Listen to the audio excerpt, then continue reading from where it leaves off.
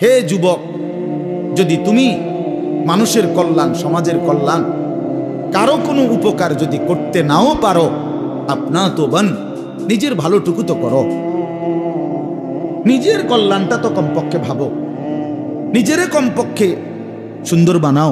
আমি কে, আমি কোত্থেকে আসলাম, আমারে কে বানাইলো, আমি কোত্থেকে আসলাম, কেন বানাইলেন, আমি ফিরে যাব কোথায়। প্রতিনিয়ত দোস্ত বন্ধু আমার, বাপ আমার, যে মানুষগুলো কবরে চলে যায়, তাদেরকে কে নিয়ে যাচ্ছে? কেউ তো নিজের থেকে মরতে চায় না, আত্মীয় স্বজনও তো কারো মৃত্যু চায় না, কিন্তু একজন অদৃশ্য মালিক নিয়ে যাচ্ছে। কেন নিয়ে যায়? কেন নিয়ে যাচ্ছেন? কোথায় নিয়ে যাচ্ছেন? এজন্য প্রিয় বন্ধু, বাপ, এটা আমাদের ভাবা উচিত। তোমারে 18 বছর বয়সেই তোমার আব্বাও তোমারে বলে না, মাও বলে না, সমাজের কেউ ডাকে না।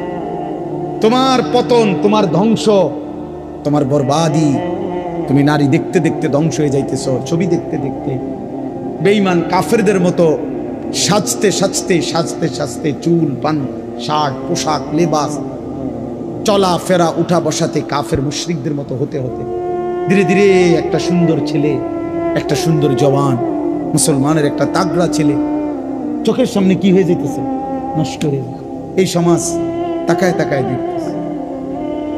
বুঝছেন চাষা, ব্যাপারটা চিন্তা করে দেখেন বিষয়টা কি ভাইয়া? একটা ছেলে বলো বাপ, কেউ তোমারে ডাকে না, কেউ তোমারে ফেরায় না, কেউ তোমার এই অব্যাহত গুনাহ, অশ্লীলতা, বেহায়াপনা থেকে কেউ টাইনা ধরতেছে না, ফেরাইতে চাচ্ছে না। মনে হয় যেন চোখের সামনে জাহান্নামের আগুনের দিকে যাচ্ছে, ধাও ধাও আগুনের দিকে। সবাই যেন দেখতেছে, ঠিক আছে আগাও। তোমরা নিজেকে নিয়ে নিজেকে সাজাও, গড়ো। আলাইকুম আনফুসাকুম, নিজেকে মজবুত করে ধরো, নিজের ভালোটুকু করো, নিজের সৌন্দর্যটুকু বুঝো। কোরআনুল কারীমে আল্লাহ বলছে, ভাইয়া ওয়ালা তুলকু বিআইদিকুম ইলা তাহলুকা, হে আমার বান্দা, নিজেকে নিজে ধ্বংস করে দিও না, নিজেকে নিজে বরবাদ করে দিও না। একটা মোটর সাইকেল, অনেক ছেলে পেলে, আমি প্রায় সময় বলি, আমার এতটা মায়া লাগে যে হায়, নিজে একটা মোটর সাইকেল এইভাবে চালায়, মনে হয় যেন একটা কুত্তাও এভাবে দৌড়ায় না, এত দ্রুত গতি। আহা সন্তান, অ্যাক্সিডেন্ট করলে তো তোমারই পাওটা ভাঙ্গা যাবে, অ্যাক্সিডেন্ট করলে তোমার মাথাটা ফাইটা যাবে, অ্যাক্সিডেন্ট করলে তুমি তো রক্তাক্ত হয়ে যাবে। এতটুকু ভালো যদি না বুঝে এই পাগল, এই মাতাল, কি পরিমাণ মাতাল, এ কি পরিমাণ মাতাল। খুব জোরে চালাইলে মানুষে দেখবো, মানুষে দেখতে দেখতে তো তুমি গেছো ওই গা, তো কি দেখতো মানুষ? এটা দেখবো কি? তা তুমি দেখবার আগে তো তুমি তো দৌড় দিছো কুত্তার মতো, তো তোমার কি তা চাইতো মানুষ? কি দেখবো? এটা দেখার কি আছে এটাতে? আস্তাগফিরুল্লাহ, আস্তাগফিরুল্লাহ। এরকম অসংখ্য বিষয় আছে যে তুমি যদি মনে করো দিবানিশি চরিত্রহীনতার মধ্যে ডুবে গেলা, উলঙ্গ ছবি, নর্তকীর নাচ, জিনা, ব্যভিচারের দৃশ্য দেখলা সারা রাত সারা দিন মোবাইলে, প্রিয় বন্ধু আমার, ভাই আমার, তুমি একবার ইনসাফের সাথে ভাবো যে এর পরিণতিতে তোমার হালাত কি হবে। তোমার শরীর, তোমার যৌবন, তোমার যৌন শক্তি, তোমার যৌবনের সক্ষমতা, এটা যখন প্রয়োজনের মুহূর্তে হারায় যাবে, তুমি যখন ফকির হইবা, তুমি যখন ফকির হয়ে যাইবা, একদিন শরীরের সক্ষমতার অভাবে যখন ধুকে ধুকে কাঁদবা, দুনিয়া তো বেইজ্জতি, আখিরাত তো বেইজ্জতি, তো কি হবে সেদিন? কে তোমার খবর নিবে? কে কার খবর নেয়? স্বার্থপর এই দুনিয়ায় কেউ কারো খবর নেয় না দোস্ত। এই স্বার্থপর দুনিয়ায় কেউ খবর নেয় না। তুমি যেদিন মরে যাবা, আমি যেদিন মরে যাব, সেদিনও পৃথিবীতে সূর্য উঠবে, চাঁদ উঠবে, এই গাড়ি চলবে, সিএনজি চলবে, অটো চলবে, দোকানপাট খুলবে, ব্যস্ত মানুষ সব বাজার ব্যবসা ঠিকই চলবে, সব দৌড়াচ্ছে, শুধু আমি নিস্তব্ধ, শুধু আমি থেমে গেলাম। আমার হাত আর নড়ে না, পা আর নড়ে না, আমার আর চোখ খোলে না, আমার আর জিন্দিগির কোনো স্পন্দন নাই। এরই নাম দুনিয়া, এরই নাম দুনিয়া। বিকালবেলা যারা জানাজা পড়ছে, এই স্ত্রী ছেলে কাঁদছে সারাদিন বাপের জন্য, স্বামীর জন্য, এই মানুষগুলোই রাত্র 9টায় আবার পাশের বাড়ির থেকে রান্না করে আনছে, এরাই পেট ভরে ভাত খাইতেছে। এর নাম দুনিয়া, এর নাম দুনিয়া, এর নাম দুনিয়া। এই মানুষগুলো তো একদিন উপাস থাকলো না, আপন সন্তান, আপন স্ত্রী। তাহলে ধোকার এই দুনিয়া কার জন্য সাজাই না? কার জন্য বলেন, বলেন কার জন্য? ইয়ালামুনা যাহিরাম মিনাল হায়াতিদ দুনিয়া ওয়া হুম আনিল আখিরাতি হুম গাফিলুন। আল্লাহ বলে, বান্দা দুনিয়ার জীবন তো খুব বুঝলা, কিন্তু আখিরাতের ব্যাপারে গাফিল হয়ে রইলা। আমার ছেলেরা, তোমরা বলো ভাই, তোমরা যারা খোদার 365 দিনে একটা বছরে কোনোদিন ফজরের নামাজ কোনোদিন পড়ো নাই, তোমার এই পরিণতি, তোমার এই গন্তব্য শেষ কোথায় তুমি বলো? ইনসাফের সাথে তোমার বিবেককে, প্রিয় বন্ধু, 1 মিনিটের জন্য আমি তোমার বিবেককে বললাম, তুমি বলো, সারাদিন যে উলঙ্গ ছবি দেখলা, সারা রাত যে নর্তকীর ছবি দেখলা, এরপরে তোমার গন্তব্য কোথায়? থামবা কোথায়? তুমি কোথায় গিয়ে থামবা? ওই মালিকের সাথে গাদ্দারি করে সুখ মিলে না। খবর নিয়ে দেখো, তুমি না জানলে আমি জানি। জিন্দিগির আজ 21 বছরের এই ওয়াজের জীবনে কত শত মানুষ জীবনের কত দুঃখ বেদনা আমরা তো শুনি না? আমরা কাছে দোয়া চায় না? কোনো হারামখোর, কোনো সুদখোর, কোনো ঘুষখোর, কোনো বেপর্দা নারী, কোনো বেহায়া নারী, কোনো মদখোর জুয়ারি, কোনো নারীর সাথে অবৈধ সম্পর্ক স্থাপনকারী পুরুষ কিংবা নারী, আল্লাহর কসম সুখে নাই, সুখ মিলে না, সুখ মিলে না। নোনা জলে তৃপ্তি হয় না। যে পানি লবণাক্ত, ওই পানি তৃষ্ণা মিটায় না। অতএব গুনাহ তৃষ্ণা মিটায় না, গুনাহ কাউকে তৃপ্তি দিতে পারে না। আল্লাহর নাফরমানি কাউকে সুখ দিতে পারে না বন্ধু। আল্লাহ কোরআনে বলছে, ওয়াদারু যাহিরাল ইসমি ওয়া বাতিনা। আমার বান্দা, প্রকাশ্য গুনাহ ছেড়ে দাও, গোপন গুনাহ ছেড়ে দাও। আল্লাহ বলছে, ওয়ালা তাকরাবুল ফাওয়াহিশা মা যাহারা মিনহা ওয়া মা বাতান। আল্লাহ বলছে, বান্দা প্রকাশ্যে কিংবা গোপনে কোনো অশ্লীলতা, বেহায়াপনা, অসভ্যতার কাছেও যেও না। আল্লাহ বলছে, ওয়ালা তাকরাবুজ জিনা। জিনা, ব্যভিচারের কাছে, নারীর সাথে অবৈধ কোন রকম সম্পর্কে যেও না বান্দা। ইন্নাহু কানা ফাহিশা, এটা বড় বেশি অশ্লীলতা। ওয়াসাআ সাবিলা, এটা বড় মন্দ পথ। হায় যুবক, ভুল করো না। ওই নারীর ফাঁদে একদিন তোমার সে জাহান্নামে পৌঁছায় দিবে, একদিন তোমার কবরে পৌঁছায় দিবে। সে তোমার সুখ দিবে না। চরিত্রহীন নারী সুখী হয় না। যার নিজের সুখ নাই, তে তোমার কি সুখ দিবে? যুবক ছেলে, তোমাদেরকে বলি, আমাকেও বলি, আমরা সবাই মিলে আল্লাহর দিকে ফেরা দরকার। কার দিকে? একটা ছেলে হইল মাইন ভাইয়া নষ্ট করে দিও। এই ভাই, প্রিয় কিশোর, মনে রাখো, নিজের ভালো কুত্তাও বোঝে। একটা কুকুররে যদি কেউ লাঠি আলগি দেয়, এই কুত্তাটাও ওটা বোঝে যে এটা দিয়ে আমার যদি বাড়ি দেয় আমার ক্ষতি হবে, এই জন্য কুত্তায় দৌড় মারে, ঠিক না? তাহলে নিজের, কমপক্ষে নিজের ভালো, নিজের সেফ, এটা কুত্তাও বোঝে, এটা জানোয়ারও বোঝে। তো তুমি বোঝো না ভাইয়া? তুমি একদূরও বোঝো না? তোমার এই রাত দিন নারী দেখা, ছবি দেখা, উলঙ্গ দৃশ্য দেখা তোমার এই জাহান্নামের আগুনে পোড়াবে, এই একদূরও বুঝলা না?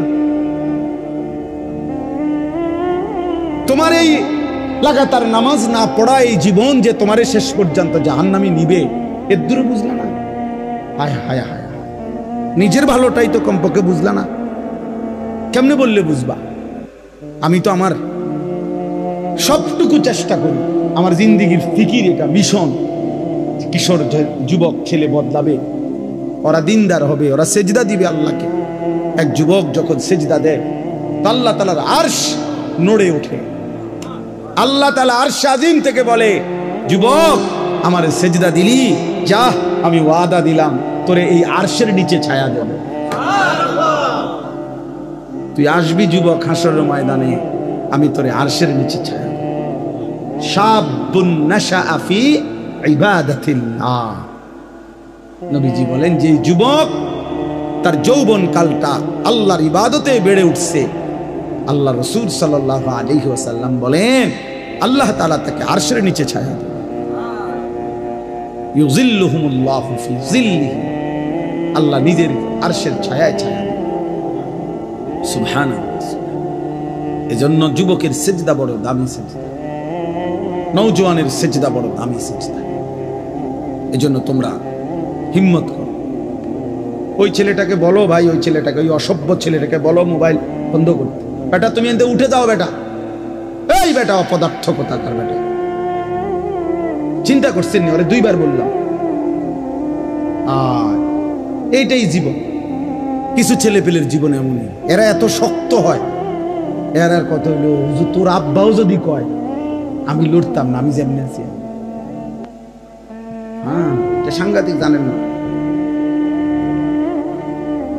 কিছু ছেলে পেলে এমন শক্ত হয়ে যায়, কলিজা পাথর হয়ে যায়। এর কত হইলো, যা বেটা তোর বেটা এতে কত ভালা হুজুর কইছে বেটা, এতে আরো কত মোড়া তাজা হুজুর দেখছি, আমার লড়াইতে আসছে না। 1.5 বিঘা হুজুর আইছে, আমার মতো বাটফারে লড়াই। আস্তাগফিরুল্লাহ, আস্তাগফিরুল্লাহ। রাগ হইও না বাপ, আমি বললাম আমি ফেরাইতে চাই, এই জন্য আমি একটু শক্ত। নাহলে আমি তো আর এমন না যে কাজে লাগছি আইয়া, এই কারণে সেটাই কতক্ষণ দমকাই ফেললাম। এ তো ঝগড়ার জন্য না। আমার এই মাকসাদই হইল, তুমি কেন সেজদা করবে, নামাজ কেন পড়তে? কমপক্ষে এটা তো বোঝা উচিত যে আমি আল্লাহর সাথে আমার রাগ কিসের। এটা তো কোনো যুক্তিতে ভাই একেবারে সামান্য বিবেক যদি থাকে, আল্লাহর সাথে রাগ করব কেন? তিনি আমার সব কিছু দিছেন, ঠিক না? আল্লাহ আমার সমস্ত প্রয়োজন পূরণ করতেছেন, যে আমারে সব দিল, এবং আমি ডাকলেও দেয়, না ডাকলেও দেয়, এমন মালিক আমি পাবো কোথায়? মা গাররাকা বিরাব্বিকাল কারীম। আল্লাহ বলে, বান্দা বলো না, এমন মেহেরবান মাওলা, আমার মতো দয়ালু রব থেকে কে তোমারে ধোঁকা দিল? এমন মালিক কই পাবা বান্দা, এমন মুনিব কই পাইবা, কই পাইবা? হাদিসে আছে নবীজি সাল্লাল্লাহু আলাইহি সাল্লামকে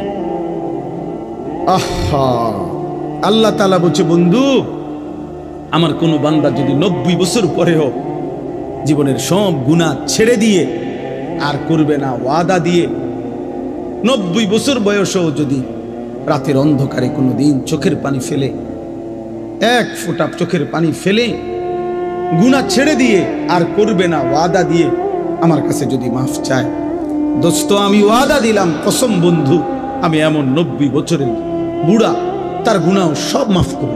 এজন্য প্রত্যেকে ইনশাআল্লাহ। আপনারা আসলে, আমি মহব্বত করেই বললাম, কেন রাত এত হইছে, এরপরও খোলা আকাশের নিচে আপনারা মজা খুব সুন্দর করে মনোযোগ দিয়ে সবাই বসছেন। চলেন মনোযোগ দিয়ে, যেহেতু বসছেনই, মনোযোগ দিয়ে শুনতেছেন। একজন বক্তার ওয়াজ শুনছেন, ভাল লাগছে, এটা না প্রিয় ভাই, একদিন আমিও থাকবেন না, আপনিও থাকবেন না। এই দেখতে দেখতে আমার ওই ছেলেরা যারা আমার ওয়াজ রেকর্ডিং করে, এই ছেলেগুলো অনেকগুলো আছে যেগুলো নিয়মিত আমার সাথে থাকে, চলে আর সব জায়গায় যাবে। ওরা বলতেছে যে এখন যে হুজুর আমরা তো আর আপনার সাথে হজে চলে যাব, আমি দেখা হবে না, আমরা একটু সময় দিয়ে। তা আমার এটা খুব মনে পড়লো যে হায় যদি আর দেখা না হয়, যদি আর কোনোদিন বলার সুযোগ না হয়। আল্লাহ আমাদেরকে মাফ করে দেয়। চলেন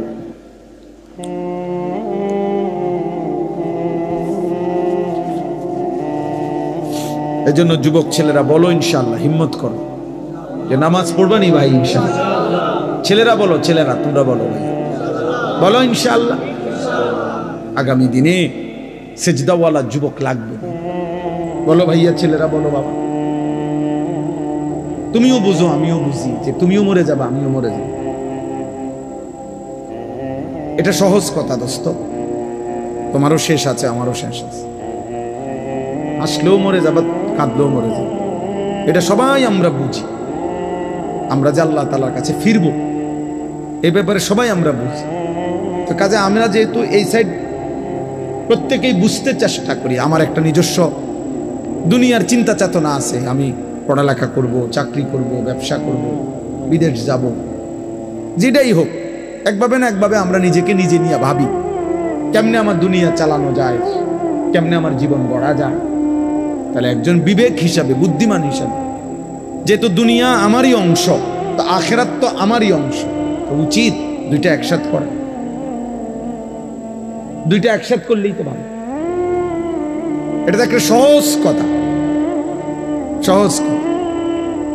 আমি আজকে প্রায় আমি হজে যাব, আমার বুধবার দিন ফ্লাইট ইনশাআল্লাহ। তাইলে আমি আজকে প্রায় বাসার জন্য কোরবানির বাজার সাজার প্রায় 20-30 হাজার টাকার বাজার করছি। তো বাজারও করলাম, তো আমি আবার মাহফিলও আইসা আসরের নামাজের পরে আমার ব্রাহ্মণবাড়িয়া শহরে বয়ান ছিল, সেখানেও আইসা আমি আসরের জামাত ধরছি, জামাত পড়ে আবার বয়ানও করছি। তাহলে এইটাও আমার কাজ, সংসারের বাজার করে দেওয়া, ওইটাও আমার কাজ। আমি ওই হিসাব করে উঠছি, যে হিসাব করলে আমি বাজারও শেষ করতে পারবো, আবার কুমিল্লা ক্যান্টনমেন্ট থেকে গিয়া ব্রাহ্মণবাড়িয়া আসরের নামাজ ধরতে পারবো। আমার কাজ এটা। আমি এখানে আসতে হবে, আমার তাড়াহুড়া। আমি ছিলাম সেই বেড়তলা ব্রাহ্মণবাড়িয়া বিশ্ব রোডের কাছে, বাংলাদেশের শ্রেষ্ঠ আলেমে দ্বীন ওয়াইজ আল্লামা জুবায়ের আহমদ আনসারী রাহমাতুল্লাহ আলাইহি হুজুরের মাদ্রাসায় বয়ান করছি মাগরিবের পর, জামিয়া রহমানিয়া হুজুরের মাদ্রাসা। তাইলে ওইখানে আমি এখন, এখানেও আমার আসা দরকার। ওইখানে আমি এশার নামাজ ইতমিনানের সাথে জামাত পড়ে, সুন্নত বিতির পড়েই এরপরে আসছি। এখন এখানে আমার দেরি হইব কিছুটা, আমি বুঝছি, কিন্তু আমার জামাত পড়তে হবে কিনা কথা বলেন না। এটা আমার জিম্মাদারি, যেটা আমাকে করতেই হবে। আমি এটা ছাড়বো কেন? এটা ছাড়বো কেন? নাই তো 2 জন মানুষ কম হবে, 5 জন শুনবে, অসুবিধা কি? মানুষ চলে গেছে, তো চলে গেলে আমার সমস্যা কি? কথা বোঝেন নাই আমার কথা? তাই বিষয়টা হইল, একজন সহজ কথা হইল, একজন বুদ্ধিমান হিসাবে একেবারে আদনা বিবেক থাকলেও যে কেউ আমাদের বোঝা উচিত যে দুনিয়াও আমার, আখিরাতও আমার। বাজারও করো, ব্যবসাও করো, আল্লাহকে সেজদাও করো, নামাজও পড়ো। এই জন্য বাপ ছেলেদেরকেও বলি, বাবা দিন শিখতে হয় ভাইয়া।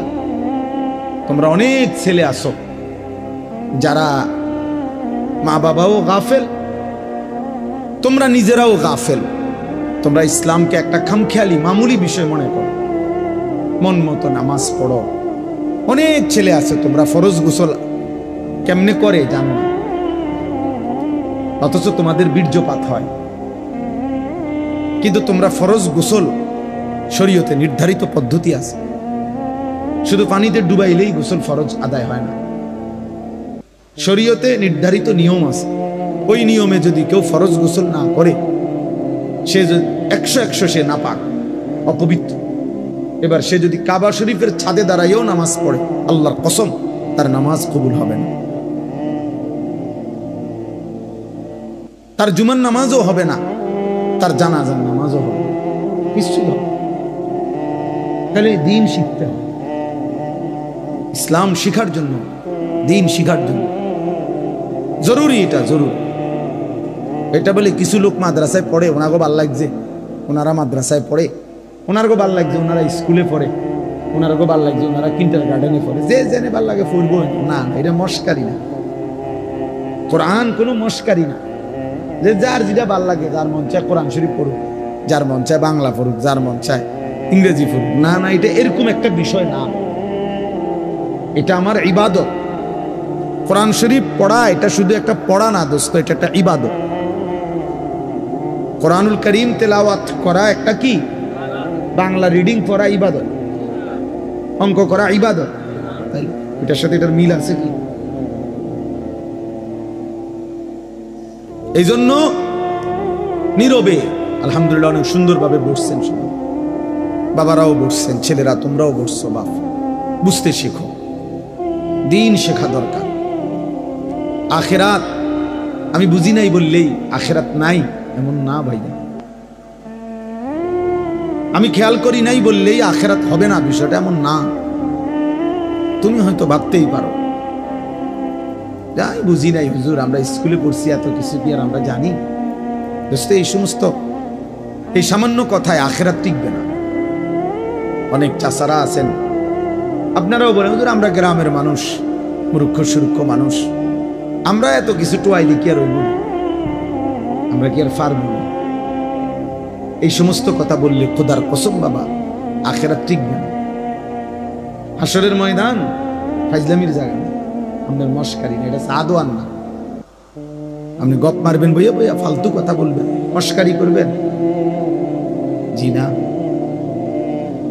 60 বছরেও যে মুসলমান হয়েও নিজের নামাজ সুন্দর করে নাই, 10টা সূরা শুদ্ধ করতে পারে নাই, ওই জিন্দেগি বদনসিব, দুর্ভাগা জীবন।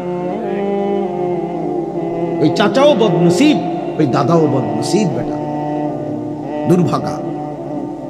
দুর্ভাগা মানুষ। এটা জীবনটারে বাদ কতগুলো পানসুবারি বন বিড়ি চা বিস্কুটের মধ্যে শেষ করে দিছে, তামাশা করছে, জিন্দেগিকে তামাশা করছে। মনে করছে মোল্লা মুন্সিরা এরকম কত কথায় কয়, মারতো না চাই না, মারতেন না, আমনো মারতেন না, অসুবিধা নেই। হ্যাঁ, আমরা বাতে তো খান, আমরা বাতে খাই, আমরা তার শুধু বন খাই না, ভাত খাই, এই দুনিয়া পার হইতেছে। আখিরাতে দেখবেন এই মস্কারির পরিণতি কি। এই জন্য হ্যাঁ, চালাক মিয়া দোস্ত নওজোয়ান, ভাত খাও, বাতে তো খাও, আর কিতা, আর মানে মোবাইল টিপো, আর নারী দেখো, ছবি দেখো, আর চুলের পেখম ঘুরাও। হ্যাঁ ঘুরাও, সমস্যা নাই আব্বা, দেখবা তোমার চাইতেও বড় শক্তিধর এই পৃথিবী থেকে হারায় গেছে, তোমার চাইতেও বড় ক্ষমতাধর এই পৃথিবী থেকে হারায় গেছে। তুমি কেডা? এই দেখতে দেখতে নাই, দেখতে দেখতে যৌবন ফুরায় যাবে,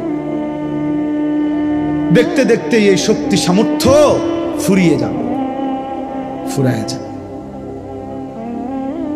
আশ-শাবাবু বাইনা দু'ফাইন, এক বড় বুজুর্গ বলছে, যুবক তুমি মনে রেখো, তুমি দুই দুর্বলতার মাঝখানে আছো। তোমার শিশুকাল দুর্বল, তোমার বৃদ্ধকাল দুর্বল, দুই দুর্বলতার মাঝখানে অল্প কিছু সময় তুমি শক্তি নিয়ে আসো। সেই শক্তির সময়টাই হচ্ছে যৌবনকাল। যদি কিছু করতে হয় শক্তির টাইমেই করো, নিজেকে গড়লে শক্তি থাকতেই গড়ো, নিজের আখিরাত সাজাইলে শক্তি থাকতেই সাজাও। হয় তুমি পিছনের দিকে শিশুকালে আর যাইতে পারবা না, আর বৃদ্ধকালে পৌঁছে গেলে দুর্বল হয়ে যাবে, তখনও আর পারবে, অথবা কবরে চলে যাবে। এই জন্য 17 বছরের, 18 বছরের, 20 বছরের ছেলে তোমাদেরকে বলি, বাপ এত অল্প বয়সে যদি আল্লাহ পাকের এত বড় নাফরমান হও, মাত্র 18 বছর বয়সেও যদি তুমি আল্লাহকে এইভাবে না চিনো, 18 বছর 20 বছর বয়সেই যদি তুমি একটা সেজদা দিতে মন না চায়, আরে জানোয়ার তুই 60 বছর পর্যন্ত যাইতে যাইতে তোর অবস্থা কি হবে? বেঈমান, এই বেঈমান, এই নিকৃষ্ট, তোর হালাত কি হবে? তুই 18 বছর বয়স না হইতে যদি আল্লাহর এত বড় দুশ্মন হস, তোর বাকি হালাত।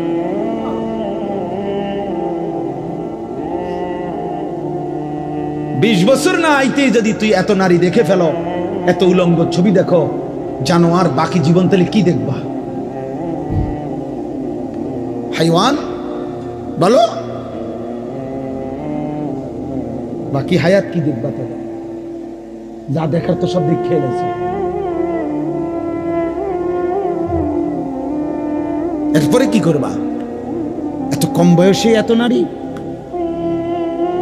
এত অল্প বয়সে এত উলঙ্গ ছবি দেখে ফেললাম, এত অল্প বয়সে চরিত্র এভাবে নষ্ট করে ফেললাম যে নারী ছাড়া, ছবি ছাড়া, জেনার দৃশ্য ছাড়া, বন্ধুদের অসৎ আড্ডা ছাড়া।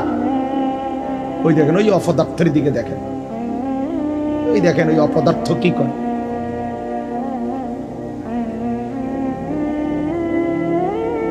এই জন্য বললাম ভাই, ভাবতে শেখো বাবা, বাকি হায়াত কি করবে, বাকি হায়াত কেমনে চলবে? তাইলে